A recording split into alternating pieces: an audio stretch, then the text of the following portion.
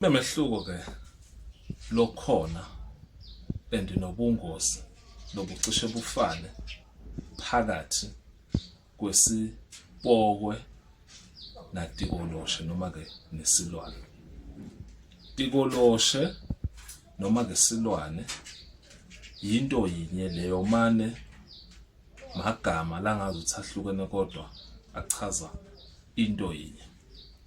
Tikoloshe noma ke silwane yinto lena lovuselwa yona for impilo yakho kuze wena uhlushwe yinto lebekungamele ikuhluphe empilweni.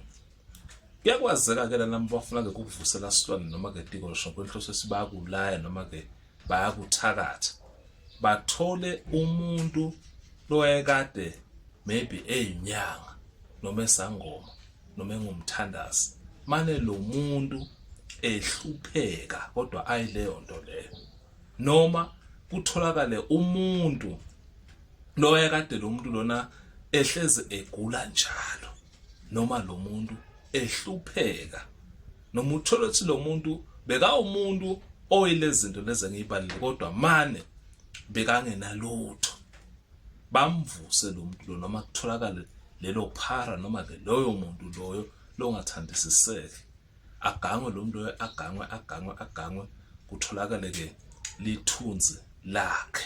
Malitholakala lithunzi lakhe leli bayakhe lento bayimemise umndeni noma bayimemise impilo yakho wena uwedwa ngokwenhloso ukuthi yona ayikuhambele phambili kunempilo yakho.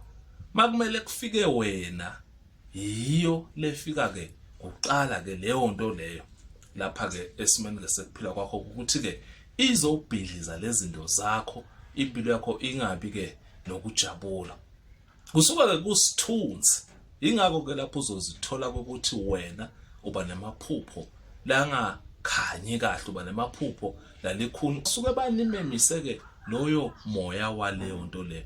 Umoya ke watikolosho noma ke wesilwane uyasukunyelwa ngoba ekhaya wenza impilo ingacaci ninga understand ukuthi kwangacaci niboshwe noma ke nibanjwe kuphi. Inkinga ke lento le mayingasukunyelwa ngoba iyayimosha impilo, iyayidingeka ukuthi ke kube neliso lesithathu noma komcabango wesibili.